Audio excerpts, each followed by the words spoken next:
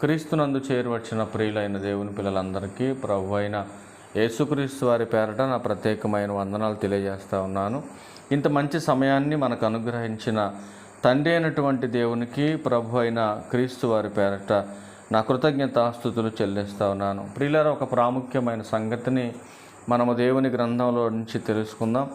ఎందుకంటే ఎక్కడో లోకంలో బ్రతుకుతున్నటువంటి వ్యక్తులను తన కృపచేత, ప్రేమ చేత రక్షించి పరిశుద్ధపరిచి తన సంఘములోనికి చేర్చుకున్నటువంటి తండ్రి అయినటువంటి దేవుని యొక్క ఉద్దేశ ప్రకారం నేడు సంఘస్థులు ఉంటున్నారా అనేది మనం జాగ్రత్తగా ఆలోచన చేయగలిగితే, వాక్యానుసారంగా మన ప్రవర్తన ఉంటేనే సంఘంలో చేర్చబడిన తర్వాత పరలోకం వెళ్ళేటటువంటి అవకాశం ఉంటుంది. కనుక ప్రతి ఒక్కరూ గమనించవలసినటువంటి అవసరం ఉంది. ఎందుకంటే దేవుడు మనం ఎలా ఉండాలని కోరుకున్నాడు, ఇది మన చాలా ప్రాముఖ్యమైనటువంటి అవసరత. ఈరోజు భర్తకు తగినట్టుగా భార్య ఎలా ఉండాలో మనకు తెలుసు, భార్యకు తగినట్టుగా భర్త ఎలా ఉండాలో కూడా తెలుసు. ఎందుకంటే ఒకరికి ఇష్టమైనటువంటి రీతిలో లేకపోతే ఆ దాంపత్య జీవితం ఎంత కష్టమో మనకు తెలుసు. తల్లిదండ్రులకు తగినట్టుగా పిల్లలు ఉండాలి, పిల్లలకు తగినట్టుగా తల్లిదండ్రులు ఉండాలి. అప్పుడే ఆ యొక్క కుటుంబ వ్యవస్థ బాగుంటుంది. అలాగే సంఘంలోకి వచ్చినటువంటి తన పిల్లలు తన ఇష్ట ప్రకారం సంఘంలో ఉండగలిగితేనే పరలోకం వెళ్ళగలుగుతారు. లేదు, సంఘంలోకి వస్తున్నటువంటి వారు లోకస్తులుగా లోక సంబంధమైనటువంటి వాటిని చేస్తూ ఈ సమాజంలో బ్రతికితే దేవుడు ఖచ్చితంగా పరలోకానికి వాళ్ళని రానివ్వడని బైబిల్ మనకు క్లారిటీ ఇస్తుంది. ఎందుకంటే ప్రియులారా, మత్తయి సువార్త 7:21 యేసుక్రీస్తు ప్రభువారు చక్కటి మాట తెలియజేస్తున్నారు. ఆ సందర్భం చూడండి జాగ్రత్తగా. మత్తయి సువార్త చూడండి జాగ్రత్తగా. మత్తయి సువార్త 7:21 ప్రభువా ప్రభువా అని నన్ను పిలుచు ప్రతివాడు పరలోక రాజ్యంలో ప్రవేశింపడు కానీ నా తండ్రి చిత్త ప్రకారం చేసేవాడే పరలోకానికి వెళ్తాడు. ఎందుకంటే భూమి మీదకి వచ్చిన యేసుక్రీస్తు వారు కూడా తన తండ్రి చిత్త ప్రకారమే బ్రతికాడు 33.5 సంవత్సరాలు. కానీ తన ఇష్టాన్ని నెరవేర్చుకుంటూ బ్రతికినట్టుగా ఎక్కడ మనకు ఒక్క పాయింట్ కూడా మనకు కనపడదు బైబిల్లో. ఎందుకంటే తన ఇష్టాన్ని నెరవేర్చుకున్నట్టుకు రాలేదు యేసుక్రీస్తు ప్రభువారు, తన తండ్రి చిత్తాన్ని నెరవేర్చడానికి వచ్చాడు. తండ్రి ఏదైతే పరలోకంలో చెప్పాడో, ఏదైతే శిక్షని యేసుక్రీస్తు వారిని భూమి మీదకి పంపించారో దానిని నెరవేర్చడానికి, సంపూర్తి చేయడానికి యేసుక్రీస్తు ప్రభువారు ఇక్కడికి వచ్చారు. వచ్చినటువంటి ఆయన లోకంలో దేవునికి ఇష్టమైనటువంటి వ్యక్తిగా బ్రతికినట్టుగా మనకు లేఖనం చెప్తా ఉంది. ఇప్పుడు క్రైస్తవులుగా పిలువబడుతున్న వారు క్రీస్తును ధరించినటువంటి వారు. మరి క్రీస్తును ఎలా ధరించారు? వీళ్ళంతా బాప్తిస్మం అనే క్రియ ద్వారా క్రీస్తును ధరించారు. అవునా? గలతీ పత్రిక 3:27 అదే కదండి రాయబడి ఉంది. యేసుక్రీస్తు వారిని ఎలా ధరించారు క్రైస్తవులు అంటే, క్రైస్తవులని పిలువబడుతున్నారంటే మందిరానికి వెళ్తే పిలువబడరు. మరి ఎలా క్రైస్తవులయ్యారు, ఎలా క్రైస్తవులని పిలువబడుతున్నారు అని అంటే, గలతీయులకు రాసిన పత్రిక 3:27 ఏమంటున్నారండి అక్కడ చూడండి. క్రీస్తులోనికి బాప్తిస్మం పొందిన మీరందరూ క్రీస్తును ధరించుకొని ఉన్నారు, స్త్రీలైనా పురుషులైనా. ఎప్పుడైతే బాప్తిస్మం అనే క్రియ జరిగిందో ఆ క్రియ ద్వారా మనం క్రీస్తులోకి వచ్చేసాం. లోకంలో నుంచి క్రీస్తులోకి వచ్చేసాం, సంఘంలోకి వచ్చేసాం. మనం వచ్చేసినటువంటి మనం ఎలా ఉండాలని దేవుడు కోరుకుంటున్నాడు అనేది చాలా ప్రాముఖ్యమైన విషయం. ఈరోజు సమాజంలో కనబడుతున్నటువంటి చాలామందిని చూస్తే ఇదే నోటితో దేవుని పాటలు పాడుతున్నారు, ఇదే నోటితో వాళ్ళకి నచ్చినటువంటి విధానములో దేవునికి విరుద్ధమైన మాటలు కావచ్చు, పాటలు కావచ్చు, అనేకమైనటువంటి దుర్భాష అయినా కావచ్చు. కానీ ఇలా ఉండాలని దేవుడు కోరుకోరు. అసలు ఎలా ఉండాలని దేవుడు నిన్ను సంఘంలోకి ఆహ్వానించాడు అనేది చూడగలిగితే, తెస్సలోనికలకు రాసిన మొదటి పత్రిక 4:7 ఎలా ఉండాలని సంఘంలోకి నిన్ను ఆహ్వానించాడు చూడండి. తెస్సలోనికలకు రాసిన మొదటి పత్రిక 4:7 ఏమని మాట్లాడుతున్నారు పౌలు గారు? ఎలా ఉండాలని పిలిచాడో, ఎలా ఉండాలని కోరుతున్నాడో జాగ్రత్తగా మనం ఆలోచన చేయాలి ప్రియమైన దేవుని వారలారా. ఏమంటున్నాడు ఇక్కడ పౌలు గారు అంటే చూడండి, ఏమంటున్నాడు? పరిశుద్ధులగుటకే దేవుడు మనలను పిలిచెను గాని అపవిత్రులుగా ఉండటానికి ఆయన మనల్ని పిలవలేదు. ఎందుకోసం పిలిచాడు? పరిశుద్ధులుగా ఉండాలి. ఏమంటే పరిశుద్ధులుగా ఉండటానికి పిలిచాడంటే మనం పరిశుద్ధులు కాకముందు మన బ్రతుకేంటి ఒకసారి మనం ఆలోచించాలి. మనం పరిశుద్ధులు కాకముందు లోకంలో మనకు నచ్చినట్టుగా అయోగ్యులుగా, అజ్ఞానులుగా, ఏమంటే చీకట్లో బ్రతికినటువంటి మనల్ని తన కృపచేత, ప్రేమ చేత ఆశ్చర్యకరమైన వెలుగులోనికి మనకు తీసుకొచ్చాడు. మరి వచ్చినటువంటి మనం మరి ఆయన మాట వినాలి కదండి, ఆయన చెప్పినట్టుగా బ్రతకాలి కదండి సంఘాలలో. అంటే దేవుడేం పట్టించుకోవట్లే, దేవుడేమి మనల్ని ఏం అనలే అనుకుంటున్నారు చాలామంది.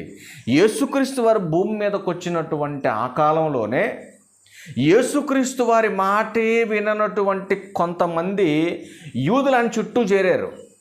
ఆయన చుట్టూ చేరినప్పుడు యేసుక్రీస్తు వారు క్వశ్చన్ చేస్తున్నాడు, ఏమయ్యా ఎందుకు మీరు నా మాట వినట్లేదు, నా మాట ప్రకారం మీరు బ్రతకట్లేదని. అంటే వాళ్ళు అంటున్నారు కదా, నీ మాట మేము వినం, ఎందుకంటే మేము అబ్రహాము సంతానం, ఏంటి పేరుకు మాత్రం మేము క్రైస్తవులం అని చెప్పుకుంటున్నారు, కానీ చేసే క్రియలన్నీ కూడా యేసుక్రీస్తు వారి క్రియలు కాదు, దేవుని ఇష్టాన్ని, దేవుని కోరికను నెరవేర్చేటటువంటి తత్వం కాదు నేడు క్రైస్తవుల్లో ఉన్నది. చాలా జాగ్రత్తగా ఆలోచన చేయాలి. ఎక్కడో రేరుగా ఉన్నారని చాలామంది. అందుకే యేసుక్రీస్తు ప్రభువారు చాలా బాధతో మాట్లాడుతున్నాడండి ఈ మాటలు. కొన్ని జాగ్రత్తగా మనం ఈ మాటలు చూద్దాం. చూడండి, యోహాను సువార్త 8వ అధ్యాయం, యోహాను సువార్త 8వ అధ్యాయము ఒకసారి 43వ వచనాన్ని చదవగలిగితే ప్రియులారా, ఒకసారి యేసుక్రీస్తు ప్రభువారు ఏమంటున్నారు చూడండి. యోహాను సువార్త 8వ అధ్యాయం 43వ వచనం. చూడండి, మీరేలా నా మాటలు గ్రహింపకున్నారు, మీరు నా బోధ విననేరకుండుట వలనే కదా. ఎందుకు నేను చెప్పింది మీరు చేయట్లేదు? ఇప్పుడు యేసుక్రీస్తు వారు చెప్పింది వారు ఎందుకు చేయట్లేదు? ఎందుకంటే ఆయన చెప్పిన మాట వాళ్ళు గ్రహించట్లేదు. రెండవది, విన్నా కూడా విననట్టుగా బిహేవ్ చేస్తున్నారు వాళ్ళు. ఎందుకయ్యా వీళ్ళు గ్రహించట్లేదు? గ్రహించలేకపోవటానికి, చెప్పింది చెప్పినట్టుగా చేయలేకపోవటానికి వీళ్ళలో ఉన్నటువంటి సమస్య ఏంటి, వీళ్ళలో ఉన్నటువంటి తత్వం ఏంటి అని మేము చూడగలిగితే 44లో యేసుక్రీస్తు ప్రభువారు అంటాడు, మీరు మీ తండ్రి యగు అపవాది సంబంధులు. ఎందుకు యేసుక్రీస్తు వారు చెప్పింది వీళ్ళు చేయట్లేదు? ఎందుకు ఆయన చెప్పినట్టు వీళ్ళు బ్రతకట్లేదు అని అంటే, వీళ్ళలో ఉన్నటువంటి తత్వం దేవుని తత్వం కాదు. మరి ఎవరి తత్వం ఉంది ఇలా అంటే దయ్యపు తత్వం ఉంది. ఈ దయ్యపు తత్వాన్ని వీళ్ళలో ఉంచుకొని మరి వీళ్ళు పైకి ఏం మాట్లాడుతున్నారు చూడండి. ఒకసారి 39వ వచనం చూడండి. అందుకు వారు ఆయనతో, మా తండ్రి అబ్రహాం అని ఏం చెప్తున్నారు యేసుక్రీస్తు ప్రభు వారితో? ఏరా బాబా, నేను చెప్పినట్టుగా మీరు ఎందుకు చేయట్లేదు, నేను చెప్పినట్టుగా మీరు ఎందుకు బ్రతకట్లేదు అంటే వాళ్ళు అంటున్నారు, మేము మా తండ్రి అబ్రహాము సంతానం మేము. మరి అప్పుడు యేసుక్రీస్తు ప్రభువారు ఏమంటున్నాడు? అందుకు యేసు, మీరు చూడండి, యేసు మీరు అబ్రహాము పిల్లలైతే అబ్రహాము చేసిన క్రియలే చేయాలి కదా. ఇప్పుడు మీరు క్రైస్తవులైతే క్రీస్తు లాంటి తత్వము, క్రీస్తు లాంటి క్రియలు చేయాలి కదా. మీరు ఆలోచన చేయండి జాగ్రత్తగా. ఇక్కడ సందర్భం జాగ్రత్తగా మీరు ఆలోచన చేయగలిగితే ఈరోజు సంఘాల్లో ఉన్న వాళ్ళలో కూడా ఎలాంటి తత్వం కనపడట్లేదా? మేము పలానా సంఘం అండి, మేము క్రైస్తవులం అండి అని చెప్పుకుంటున్నారు, కానీ వాళ్ళలో కూడా ఎలాంటి తత్వం ఉందని భవిష్యత్తును గూర్చిన ఎరిగినటువంటి దేవుడు కొన్ని సందర్భాలు గ్రంథంలో రాయించాడు. ప్రియులారా, మీరు ఆలోచన చేయండి జాగ్రత్తగా. క్రైస్తవులని పిలువబడితే సరిపోదు, క్రీస్తుకున్నటువంటి తత్వం, క్రీస్తుకున్నటువంటి లక్షణం ఈరోజు చాలామందిలో కనుమరుగైపోతుందనే బాధతో మాట్లాడుతున్నటువంటి ఈ బోధ అండి. కొంచెం జాగ్రత్తగా మనం ఆలోచన చేద్దాం. ఎందుకంటే దేవుని ఇష్టాన్ని నెరవేర్చినటువంటి వారు, దేవుని ఇష్ట ప్రకారం బ్రతకనటువంటి వారు ప్రభువా అని పిలిస్తే పరలోకం వాళ్ళకి రాదు అని బైబిల్ క్లారిటీ ఇచ్చేసింది. కనుక ప్రియులారా, మీరు ఆలోచన చేయండి. కొన్ని జాగ్రత్తలు చెబుతున్నాడు సంఘానికి అపోస్తుడైన పౌలు గారు కూడా. ఎందుకంటే ఇలా ఉంటే దేవుడు కోరుకోడు నిన్ను. ఆలోచన చేయండి. మనం ఇలా ఉండాలని దేవుడు ఎప్పుడు కోరుకోలేదు, ఇలా ఉండకూడదనే హెచ్చరిస్తున్నాడు. మరి ఎలా ఉంటే దేవునికి ఇష్టం కాదు? అసలు మన దేహాన్ని దేంతో పోల్చేట్టు తెలుసండి? మన దేహము దేవునికి ఆలయం అన్నాడు. మరి దేహమే దేవునికి ఆలయం అయితే మరి ఈ దేహాన్ని ఎలా వాడాలి? సమాజంలో సంఘములోకి రాకముందు అజ్ఞానంగా బ్రతికినప్పుడు మనకు నచ్చినట్టుగా మనం ఈ దేహాన్ని వాడుకున్నాం, మన ఈ దేహాన్ని మనకు నచ్చినట్టుగా వినియోగించుకున్నాం. కానీ సంఘములోకి వచ్చేసిన తర్వాత దేవుడు మనం ఎలా ఉండాలని కోరుకున్నాడో అలాగే దీన్ని వాడాలి. నీకు నచ్చినట్టుగా వాడితే ఒప్పుకోడు. అందుకే ఏమంటున్నాడు చూద్దాం ఒకసారి. కొరింథీయులకు రాసిన మొదటి పత్రిక 6వ అధ్యాయం 18వ వచనంలో జారత్వమునకు దూరంగా పారిపోండి అంటున్నాడు. అంటే దేవునికి ఇది నచ్చే క్రియ, నచ్చని క్రియ? అంటే దేవుడు మనం ఇలా ఉంటే ఇష్టపడతాడా మనల్ని? మీరు ఆలోచన చేయండి. చదవండి ఒకసారి అన్నమాట. దేనికి దూరంగా ఉంటామంటున్నాడు? ఇప్పుడు ఈ సంఘంలోకి వచ్చిన వాళ్ళ గురించా, సంఘానికి వెలుపటి వాళ్ళ గురించా? సంఘంలోకి వచ్చిన వాళ్ళ గురించే. దేవుడు ఈ విషయాన్ని గురించి మనం ఆలోచన చేయగలిగితే దేవుడు ఇలా ఉండాలని కోరుకున్నాడా? కోరుకునే మాటలేనివి కాదండి, దేవునికి నచ్చనివి ఇవి. అందుకే ఏమంటున్నాడు ఇక్కడ? జారత్వమునకు దూరంగా పారిపోవుడి. ఏమంటే దేవునికి నచ్చే మాట, నచ్చని మాట? ఇది నచ్చని మాటే. దేవుడు కోరుకునేది కాదు ఇది. దేవుడు కోరుకునేది అయితే జారత్వం జరిగించుడు అని చెప్పేవాడు కదా దీంట్లో. కానీ ఏమంటున్నాడు? జారత్వమునకు దూరంగా పారిపోండి అంటున్నాడు ఆయన. అంటే పారిపోమనంటే అర్థం ఏంటి? ఏదో ప్రమాదం ఉందని అర్థం, ఏదో నష్టం ఉందని అర్థం. ఏంటా ప్రమాదం, ఏంటా నష్టం? చూడండి జాగ్రత్తగా. మనుషుడు చేయు ప్రతి పాపమును దేహమునకు బయట ఉంది, కానీ జారత్వము చేయువాడు తన సొంత శరీరమునకు హానికరముగా పాపము చేయుచున్నాడు అని మాట్లాడుతున్నాడు. అంటే తన జీవితాన్ని తానే ఏం చేసుకుంటున్నాడు? పాడు చేసుకుంటున్నాడు, పతనం చేసుకుంటున్నాడు, దేవుని ఉగ్రతకు పాత్రగా ఎంచుకుంటున్నాడని బైబిల్ మాట్లాడుతూ ఉంది. కనుక ఇంకా ఏమి దేవుడు ఎలా ఉండాలని మనం కోరుకుంటున్నాడో, ఈ సమాజంలో ఇంకా ఎలా మారిపోతున్నారో కొన్ని మాటలు చూడగలిగితే ప్రియులారా, జారత్వానికి దూరంగా పారిపోమన్నాడు. కానీ మరొక మాట కూడా మీరు చూడగలిగితే అబద్ధానికి కూడా దూరంగా పారిపోమంటున్నాడు. జాగ్రత్త వినాలి. నిర్గమాకాండం 23వ అధ్యాయము. తిండి త్వరగా. నిర్గమాకాండం 23వ అధ్యాయం చూద్దాం, 7వ వచనం చూద్దాం ప్రియులారా. అబద్ధమునకు దూరముగా నుండుము. ఏం చెప్పాడు? ఏంటి? జారత్వానికి దూరంగా ఉండాలి, అబద్ధానికి కూడా దూరంగా ఉండాలా? మరి అంతే కదండి. అబద్ధం చాలా పెద్ద ప్రమాదం అండి. మీరు ఆలోచన చేయండి. ఒక అబద్ధాన్ని కప్పిపెట్టడానికి ఇంకెన్ని అబద్ధాలు ఆడని లోక సామెత ఉంది? ఇంకా 99 అబద్ధాలు చెప్పాలి. అది ఆ ఒకే మాట కొద్దిగా నొప్పి అయినా, కొద్దిగా కష్టమైన, ఒక దెబ్బతిన్నా నిజం మాట్లాడామనుకోండి, 99 అబద్ధాలు చెప్పే పని ఉండదు కదా. మీరు ఆలోచన చేయండి. అందుకే ఏమంటున్నాడు దేవుడు? దేవునికి నచ్చే మాట ఇది. దేవునికి నచ్చే మాట అండి. ఈరోజు నీ తల్లికి నచ్చొచ్చు, నీ తమ్ముడికి నచ్చొచ్చు, మీ అక్కకి నచ్చొచ్చు, మీ డాడీకి నచ్చొచ్చు, మీ సేవకుడికి నచ్చొచ్చు, మీ ఇరుగు పొరుగు వారికి నచ్చొచ్చు నువ్వు చెప్పే అబద్ధాలు. కానీ దేవుని ముందు అబద్ధం చెప్పగలమా మనం? దేవునికి మరుగైనది ఏమైనా ఉందా? దేవునికి తెలియనిది ఏమైనా ఉందా? ఈరోజు నువ్వు చెబుతున్న అబద్ధాలకి నీ ఇంట్లో ఉన్నటువంటి వారు నీకు శిక్ష విధించలేకపోవచ్చు, కానీ దేవుడు ఖచ్చితంగా నిన్ను శిక్షిస్తాడన్న విషయాన్ని ప్రతి మనిషి కూడా అర్థం చేసుకోవాలి. ఎందుకంటే ఇది దేవునికి ఇష్టమైన క్రియ కాదు, ఇది దేవుడు కోరుకునే క్రియ కాదు ఇది. ఎందుకంటే దేవుని మందిరములో మనం నివాసం చేయాలంటే, దేవునితో సహవాసం కలిగి ఉండాలంటే ప్రియులారా, మనం చదువుకున్నాం కదా ఒక కీర్తన. ఏం కీర్తన అది? ఎన్నో కీర్తన? 5వ కీర్తన. ఒకసారి అక్కడికి వెళ్దాం మనం. అక్కడ ఏముంది అక్కడ? మనం పాఠ్యభాగానికి ముందుకు మనం చదువుకున్నాం కదా వాక్యపట్నంగా. 5వ కీర్తన చూద్దాం, 4వ వచనం.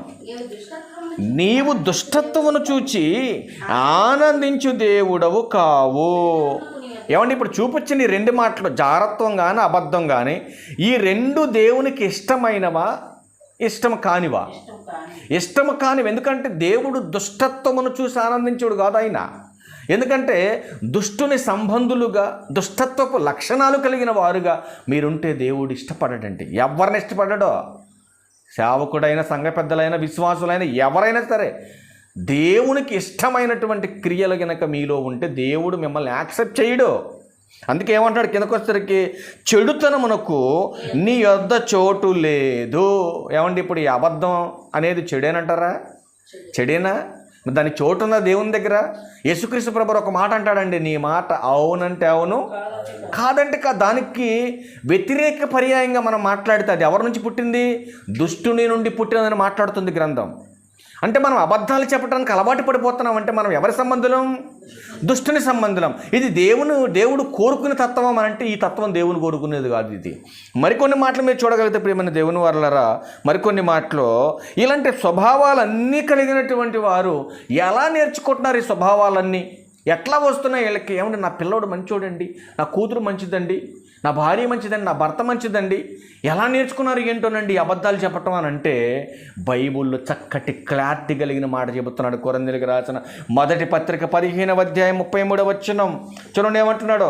కొరింథీయులకు రాసిన మొదటి పత్రిక 15వ అధ్యాయం 33వ వచనం చదవండి.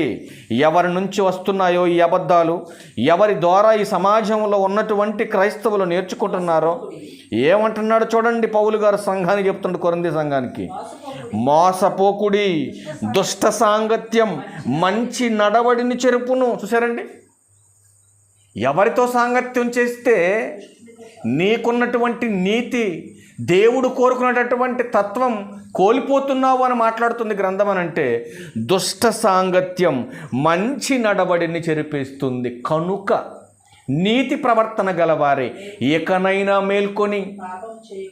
ఏమో గడిచిపోయిన కాలంలో ఎలా గడిచిపోయింది కాబట్టి ఇంతవరకు నాకు ఈ సత్యం తెలియలేదండి, ఈ జాగ్రత్త నాకు తెలియలేదండి, ఈ యొక్క హెచ్చరిక నాకు తెలియలేదండి, కనుక నేను ఈ పొరపాట్లు చేశానండి, కనుక ఈ క్షణమే నేను మార్చుకుంటున్నాను దీన్ని. కనుక ఎందుకంటే నా యొక్క నీతిని, నా యొక్క పరిశుద్ధతను, దేవుడు కోరుకున్నటువంటి స్థితిని ఇదేం చేస్తుంది? పాడు చేస్తుంది. కనుక నేనేం చేయాలి ఇప్పుడు? దేవునికి దూరం చేసేటటువంటి స్వభావం ఏదైతే ఉందో దుష్ట సాంగత్యం, దీన్ని ఇప్పుడు ఈ క్షణమే నేనేం చేయాలంటే దాన్ని తీసేసుకోవాలంటే తత్వం నీకు రావాలి. అందుకే ఏమన్నాడు చూడండి ఒకసారి.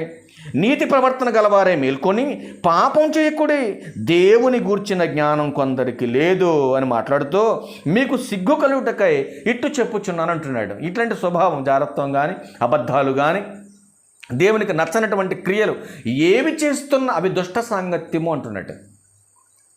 ఇట్లాంటి స్వభావం కలిగిన వారు, మాననటువంటి తత్వం కలిగిన వారు, సంఘానికి అలా కంటిన్యూషన్గా వచ్చిపోతున్నటువంటి వారు అంటున్నాడు. ఇలా సిగ్గు లేదంటున్నాడు పౌలు గారు. మారకాళ్ళు ఎంత చెప్పినా ఇక్కడికి వస్తూ ఉంటారు, పోతూ ఉంటారు, వాళ్ళ బతుకుతూ ఉంటారు. ఎట్లాంటి వాళ్ళకి సిగ్గు లేదంటున్నాడు సిగ్గు లేదని డైరెక్ట్ పౌలు గారు మాట్లాడేస్తున్నాడండి. అందుకే ప్రియులారా, ఏమంటే దేవుడు చెప్పకపోతే మనం దేవుడు మాకు చెప్పలేదు కదండి, మేము తెలియక చేసామని అనుకోవచ్చు. కానీ మొదటి కీర్తన మొదటి వచనంలో ఏమన్నాడు? దుష్టుల ఆలోచన చొప్పున నడవక. చెప్పాడా నడవద్దని? చెప్పాడు కానీ నడవద్దని. మరి అపహాసకులు కూర్చున్న చోట కూర్చుండక యెహోవా ధర్మశాస్త్రమునందు ఆనందించుతూ దేవారాత్రములు దాన్ని ధ్యానించేవాడు ధన్యుడని చెప్పాడుగా. అంటే ఆ యొక్క దుష్ట స్వభావంలోకి మనం వెళ్లకుండా ఉండాలంటే వాక్యమే మనకు ఆధారమై ఉండాలని గ్రంథం హెచ్చరిస్తూ ఉంది. మరలా చూడండి, మరికొన్ని మాటలు చూడండి. కొరింథీయులకు రాసినటువంటి 2వ పత్రిక 6వ అధ్యాయంలో కూడా ఇంకెవరెవరి దగ్గరికి వెళ్ళొద్దు అంటున్నాడు. మరి దుష్ట సాంగత్యం అంటే ఎవరు దుష్ట సాంగత్యమో కొన్ని మాటలు చూద్దాం. మనం ఎవరెవరితో సంబంధాలు ఉండకూడదో మనకు కూడా చూద్దాం. మనం కొన్ని సంబంధాలు కొరింథీయులకు రాసిన 2వ పత్రిక 6వ అధ్యాయం 14 చూద్దాం ప్రియులారా. మీరు అవిశ్వాసులతో జోడిగా ఉండకుడి, నీతికి దుర్నీతితో ఏమి సాంగత్యము, వెలుగునకు చీకటితో ఏమి పొత్తు.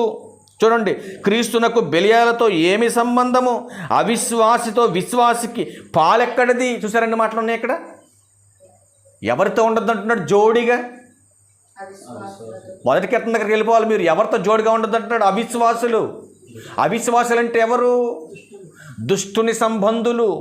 ఈ దుష్టుని సంబంధులు, అవిశ్వాసులు, దుష్ట సాంగత్యము కలిగిన వారు, అబద్ధాలు చెప్పేవారు. ఏమండి వీళ్ళందరూ ఎక్కడికి వెళ్ళే టీం ఇది? ఏమండి ఈ టీం అంతా ఎక్కడికి వెళ్ళే టీం అండి? దేవుడు కోరుకున్న టీం కాదు ఇది. మరి ఎక్కడికి వెళ్ళిపోతున్నటువంటి సంఘం అంటే ప్రకటన గ్రంథం దగ్గరికి వెళ్ళండి ఒకసారి. ఎక్కడికి వెళ్తారు వీళ్ళంతా కూడా? ఈ అవిశ్వాసులతో నేను ఎందుకు ఉండొద్దు అన్నాడో, దుష్ట సాంగత్యం ఎందుకు చేయొద్దు అన్నాడో, ఎందుకు దేవుడు వీళ్ళని కోరుకున్నట్టుగా వీళ్ళు బ్రతకలేకపోతున్నారో, వీళ్ళంతా ఎక్కడికి వెళ్ళేవాళ్ళు? ప్రకటన గ్రంథం 21వ అధ్యాయం 8వ వచనం చూడండి. పిరికి వారును, అవిశ్వాసులను, అసహ్యులను, నరహంతకులను, వ్యభిచారులను, మాంత్రికులను, విగ్రహారాధికులను, అబద్ధికులు వచ్చారు. ఎక్కడ కూడా వచ్చారా ఈ సంఘం? దీంట్లో వచ్చారా ఈ టీంలో? అబద్ధికులను. నెక్స్ట్ మాట, అందరూ అగ్నిగంధకములతో మండుగుండములో పాలు పొందుదురు, ఇది 2వ మరణం అని బైబిల్లో క్లారిటీగా ఉంది ప్రియులారా. తప్పించుకోవడానికి ఎవరికి అవకాశం లేదు. ఈరోజు నాకు తెలుసులేండి, మేము చాలా జ్ఞానం కలిగి ఉన్నాములేండి, మాకు ఇవన్నీ ముందు నుంచే తెలుసులేండి, మీరు ప్రత్యేకంగా మాకు చూపించనక్కర్లేదండి. నీకు ఈ జ్ఞానం ఎర్రి జ్ఞానం ఉంటుందని తెలిసే దేవుడు అన్నీ రాయించాడు దీంట్లో. ఎందుకంటే ఏ క్షణమున ఏం జరిగిద్దో ఈ భూమి మీద ఎవరికి తెలియదు. తెలుసు ఎవరికైనా? ఎవరికి తెలియదండి. ఎందుకంటే రేపేమి సంభవించినో మీకు తెలియదు. మీకు తెలియదని దేవుడు చెప్పిన మహాజ్ఞానులు అబ్బో ఏమేమి మాట్లాడుతూ ఉంటారు బయట. అట్లాంటి వాడికి తొందర శిక్షిస్తాడు దేవుడు. దేవుని జ్ఞానానికి వ్యతిరేకంగా ఎప్పుడు మాట్లాడ. ఈ సమాజంలో ఏ శాస్త్రానికైనా ఎదురెల్లో, ఏ కథలకైనా నువ్వు ఢీకొట్టు, ఎవరికైనా ఎదురెళ్ళు కొంతకాలం బతుకుతావు. కానీ దేవుని వాక్యాన్ని వ్యంగ్యంగా మాట్లాడిన, దేవుని వాక్యానికి విరుద్ధంగా మాట్లాడిన, దేవుని వాక్యం మీద సెటైర్ లేసిన, దేవుని వాక్యం మీద కించపరిచి మాట్లాడిన వాడు ఆయుష్ ఆవిరైపోతుందని గ్రంథం మాట్లాడుతూ ఉంది. నీ బ్రతుకును మార్చుకున్నావా కొంతకాలం ఉంటావు, లేదంటే దేవుడు ఏ క్షణంలో నిన్ను మట్టిలో పూడ్చి చేస్తాడు ఎవరికి తెలియదు. కనుక మనం చేయవలసింది ఏంటంటే దేవుడు మనను ఎలా ఉండాలని కోరుకున్నాడో అలా బ్రతికి చస్తేనే పరలోకం వస్తుంది మనకి. నువ్వు ఎలా పడితే అలా బ్రతికి చస్తే దేవుడు పరలోకం ఇస్తాడా? ఎప్పుడు మరొక మాట చూడండి, మనం ముగించేద్దాం ఒకసారి. మరొక మాట చూడండి. ఏమండి, దేవుడు మనం ఎలా ఉండాలని కోరుకున్నాడో అలా మనం బ్రతుకుతూ ఉంటేనంటండి ఒక అద్భుతమైన ప్రొటెక్షన్ మనకు పెడతాడంటండి ఈ భూమి మీద. ఒక అద్భుతమైనటువంటి సేఫ్టీని దేవుడు మనకు కలిగిస్తాడంటండి. మనం ఎటు వెళ్తున్నా, ఎక్కడికి వెళుతున్నా, పడుకున్నా, లేచినా, ఎక్కడ తిరిగినా, ఏం చేస్తున్నా ఎట్లాంటి ఆ ప్రమాదం జరగకుండా ఒక గాడ్ లాంటి మన పక్కన పెడతాడంటే ఏంటో చూడండి ఒకసారి. కీర్తనల గ్రంథం 34వ కీర్తన 7వ వచనం చూడండి. ఎవరిని పెడుతున్నాడు దేవుడు మన పక్కన?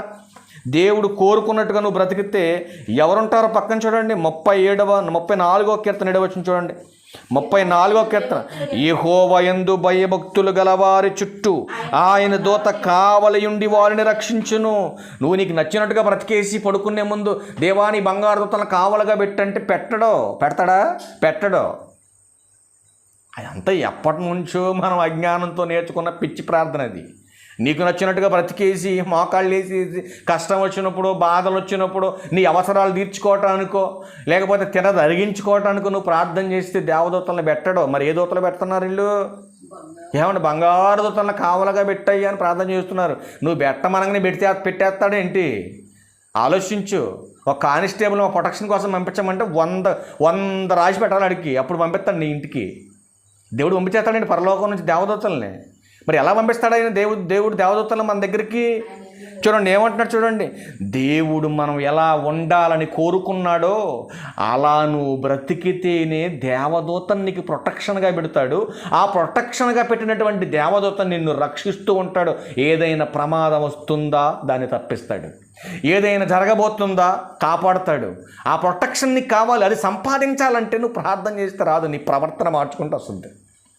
అవునా? క్లారిటీ ఇచ్చిందా బైబిల్ ఇక్కడ?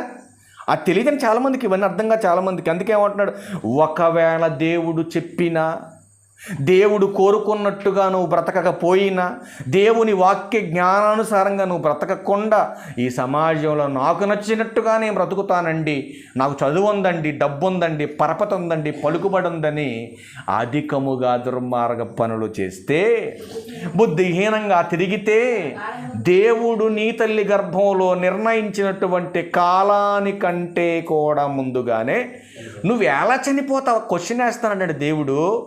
నువ్వు ఎలా చనిపోతావు అసలు ఆలోచించి ఒక్కసారి. నేనిచ్చింది 70-80 సంవత్సరాల కాలాన్ని అయితే మరి నువ్వు 30 రాకముందు చచ్చిపోతున్నావేంటి? 25 కూడా రాకుండా చచ్చిపోతున్నావేంటి? ఎందుకు చనిపోతున్నావు అంటే బైబుల్ అంటుంది, ఇదిగో అధికముగా దుర్మార్గ పనులు చేస్తున్నాడు, బుద్ధిహీనంగా తిరుగుతున్నాడు, అందుకే వాడి బుద్ధిహీనత వాడి బలహీనతగా మారింది, ఆ బలహీనత ఈయన్ని అటాక్ చేసింది, వాడి చావుకు అది కారణమైందని బైబిల్ హెచ్చరిస్తూ ఉంది. కానీ దేవుడు ఖచ్చితంగా అడుగుతాడు, ఎరా బాబు నీకు ఇచ్చినటువంటి ఆయుష్ కాలంలో నేను కోరుకున్నట్టుగా నువ్వు ఎందుకు బ్రతకలేదు? నువ్వు కోరుకున్నట్టుగా నువ్వు బ్రతికావు కనుక ఇదిగో యుగయుగాలు వేతనకరమైన ఆరణ్యకు వెళ్ళిపోమని చెప్తాడు ప్రియులారా. మరి ఎలా ఉంటే మనం పరలోకం వెళ్ళగలుగుతాం? మరి మరొక మాట చూద్దామా? మరొక మాట పేతురు గారు రాసిన మొదటి పత్రిక. ఎలా ఉంటే మనం పరలోకం వెళ్ళగలుగుతాం? మరి మనం ఎలా ఉంటే దేవుడు కోరుకున్నట్టుగా మనం బ్రతకగలుగుతాం? పేతురు గారు రాసిన మొదటి పత్రిక చివరికి మాట చూసుకొని మనం ముగింపు చేసుకుందాం. పేతురు గారు రాసిన మొదటి పత్రిక 1వ అధ్యాయము 14-16 వచనాలు కలిసి ఉంటే పిల్లలు చదువుతాం. ఏమంటున్నాడు ఇక్కడ దేవుడు? చూడండి, నేను పరిశుద్ధుడనై ఉన్నాను గనుక మీరును పరిశుద్ధులై ఉండుడని రాయబడినది. ఈ పరిశుద్ధులు అంటే పరిశుద్ధత అంటే అసలు ఏంటి? ఎలా పరిశుద్ధులుగా మనం ఉండాలి? ఏమంటే కింద నుంచి పైకి వైట్ అండ్ వైట్ వేసుకుంటే పరిశుద్ధత కాదు. ఆలోచన చేయండి. బైబిల్లో ఉన్న భక్తుల పేర్లు పెట్టుకొని తిరిగితే అది పరిశుద్ధత కాదు. మరి ఎలా పరిశుద్ధత అంటే బైబిల్ చాలా స్పష్టంగా చెబుతుందండి పరిశుద్ధత అంటే ఏంటో. కాగా చూడండి, కాగా మీరు విధేయులకు పిల్లలై మీ పూర్వపు అజ్ఞాన దశలో మీకుండిన ఆశలు అనుసరించి ప్రవర్తింపక. ఏంటి పరిశుద్ధత అంటే ఏంటో, పరిశుద్ధతను పాడు చేసేది ఏంటో చాలా క్లారిటీగా మాట్లాడుతున్నాడు. ఇప్పుడు సంఘములోకి రాకముందు మనకున్నటువంటి ఆశలన్నిటిని అనుసరించి బ్రతికేసాం. ఇప్పుడు పరిశుద్ధమైన తర్వాత, సంఘంలో చేర్చబడిన తర్వాత మనకున్నటువంటి ఆశలన్నీ అనుసరించి చేయడానికి రైట్స్ లేవిక. ఒక లిమిటేషన్ పెట్టేశాడు దేవుడు, ఒక నిబంధన ఇచ్చేసాడు, ఒక చట్టాన్ని ఇచ్చేసాడు. ఇప్పుడు దాని ప్రొసీజర్ ప్రకారమే నువ్వు బ్రతకాలి క్రైస్తవుడివి. నాకు నచ్చినట్టుగా బ్రతుకుతానండి, నా ఇష్టం అండి అంటే కుదరదు, ఒప్పుకోడు దేవుడిక. అందుకే అంటున్నాడు, ఏమన్నాడు, మీరు విధేయులకు పిల్లలై అంటున్నాడు. ఏ పిల్లలై ఉండాలి? విధేయత కలిగినటువంటి పిల్లలై. చూడండి, మీ పూర్వపు అజ్ఞాన దశలో. ఏ దశ ఇది? అజ్ఞాన దశ. ఎప్పుడు బాప్తీసం పొందక ముందున్నటువంటి జీవితం అజ్ఞాన దశ. అజ్ఞాన దశ అంటే జ్ఞానము లేకుండా చేసినటువంటి చీకట క్రియలో, శరీర క్రియలో, దేవునికి విరుద్ధమైన క్రియలు, దేవునికి నచ్చని క్రియలు, అవి అజ్ఞానంలో చేసాం. ఇప్పుడు మనం పరిశుద్ధులమైన తర్వాత జ్ఞానులమా అజ్ఞానులమా? జ్ఞానులం మనం. మరి జ్ఞానులమైనటువంటి మనం మరి అజ్ఞానంగా ప్రవర్తించవచ్చా? ఆలోచించండి. దేవుడు ఎవరిని చూడట్లేదులే, పట్టించుకోవట్లేదులే, నాకు నచ్చినట్టుగా నేను బ్రతుకుతాను నువ్వు అనుకుంటావు. కానీ ప్రకృతిలో ఉన్నటువంటి ప్రతిదీ కూడా పసిగడుతుంది. నీ మీద రికార్డెడ్గా, ఏమండి, డాక్యుమెంటెడ్గా మొత్తం కూడా రాసుకుంటున్న ప్రకృతి అని ఈ సమాజానికి తెలియదు ప్రియులారా. ఎందుకంటే బైబుల్లో ఉన్నటువంటి సత్యం, ఆయన యొక్క మహాజ్ఞానం చాలామందికి అర్థం కాలేదు ప్రియులారా. ఏమంటే ఇప్పుడు మనం ఉంటున్నటువంటి ఇల్లు ఉందా? ఈ ఇంటికి వాసాలు ఉన్నాయా? ఐరన్ పైపులు, ఈ గోడలో రాళ్ళు ఉన్నావా? ఇవి కూడా మన మీద సాక్ష్యం చెబుతాయని బైబిల్లో రాయబడి ఉందండి. ఇవి తెలియదు చాలామందికి. ఏమంటే ప్రకృతిలోకి వెళ్తే కదా ఆకాశం ఆలకించేది, భూమి చెవియొగ్గేది. ఇప్పుడు నేను ఇంట్లో ఉండి తప్పు చేస్తే నన్ను ఎవడని చూసేది, నన్ను ఎవడని పట్టించుకునేది. నా ఇంట్లో కూర్చొని నేను తప్పు చేస్తే ఎవడికేంటండి, నన్ను ఎవడని చేస్తాను అనుకుంటాం మనం. కానీ బైబిల్లో ఏమి రాయబడిందో తెలుసా ప్రియులారా? ఇదిగో గోడల్లో ఉన్న రాళ్ళు నీ మీద రికార్డెడ్గా నీ మీద సాక్ష్యం చెబుతాయి. ఇదిగో మీ ఇంటి వాసాలు మీ మీద సాక్ష్యాలు చెబుతాయని బైబిల్లో రాయబడి ఉంది. ఏమండి, వాటికి నోరుందా అంటే వాటికి నోరుందే. అవి కనిపెడుతున్నావా? వాటి కళ్ళు ఉన్నాయా అంటే అవి చూస్తున్నాయి, అవి కనపడవు నీకంతే. అందుకే బైబిల్లో రాయించాడు ప్రియులారా. చూడు, ఆజ్ఞాన దశలో మీకుండిన ఆశలు అనుసరించి ప్రవర్తింపక మిమ్మును పిలిచిన వాడు పరిశుద్ధుడై ఉన్న ప్రకారము మీరును సమస్త ప్రవర్తన యందు పరిశుద్ధులై ఉండండి. చూడండి ఎంత మాట మాట్లాడాడు.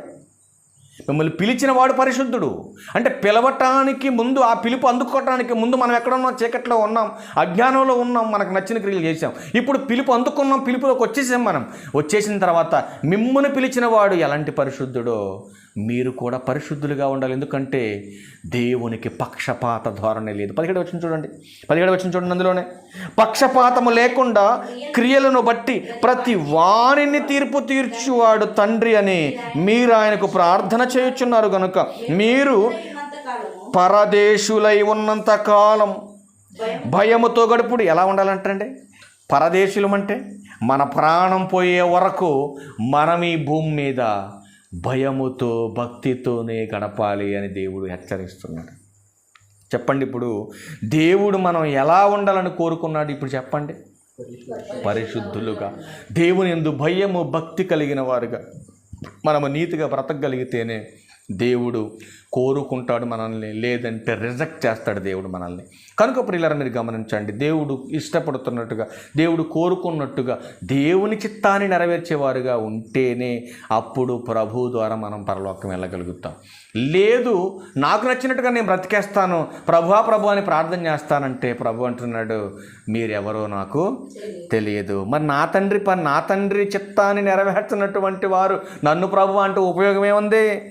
కాబట్టి నా తండ్రి చిత్త ప్రకారం చేయువారే నా పిల్లలని ప్రభు మాట్లాడుతున్నాడు. నా తండ్రి చిత్త ప్రకారం చేయువాడే పరలోక రాజ్యంలో ప్రవేశం జరుగుతుంది. కనుక ప్రతి ఒక్కరూ కూడా ఆలోచించవలసినటువంటి ప్రాముఖ్యమైన విషయం ఏంటంటే దేవుడు కోరుకునే వ్యక్తిగా నేను బ్రతుకుతున్నానా లేదా, దేవుడు కోరుకునేటటువంటి వ్యక్తిగా నేను ఉంటున్నానా లేదా, బ్రతుకుతున్నానా లేదా అని మన విశ్వాసమును మనమే చెక్ చేసుకోవాలి. కానీ ఇతరులను విమర్శించటం, ఇతరులను కించపరచటం, వాళ్ళు అలా ఉన్నారండి, వీళ్ళు ఎలా ఉన్నారండి, వాళ్ళ జోలు వీళ్ళ జోలు నీకెందుకు రా బాబు, నువ్వెప్పుడు చస్తావో నీకు తెలియదు, నీ బ్రతుకు ఎంతవరకు దేవుని దేవునికి ఇష్టమైనటువంటి రీతిలో ఉందో నిన్ను నువ్వు చెక్ చేసుకోవాలని ప్రభు పేరటంలో హెచ్చరిస్తూ నేను హెచ్చరించుకుంటూ ఈ నా మాటలు ముగిస్తాను. అందరికీ వందనాలు. చిన్న ప్రార్థన చేసుకుందాం. పరలోకమందున్న తండ్రి, మీ ఉన్నతమైన ఘనమైన శ్రేష్టమైన నామని కృతజ్ఞతాస్తులు చెల్లిస్తాం. ఎత్తబడిన నీ విలువైన మాటలు నీ పిల్లలు కేవలము విని విడిచిపెట్టేవారుగా ఉండక విత్తబడిన మాటలో ఉన్న సత్యాన్ని గమనించడానికి, గ్రహించడానికి, అర్థం చేసుకొని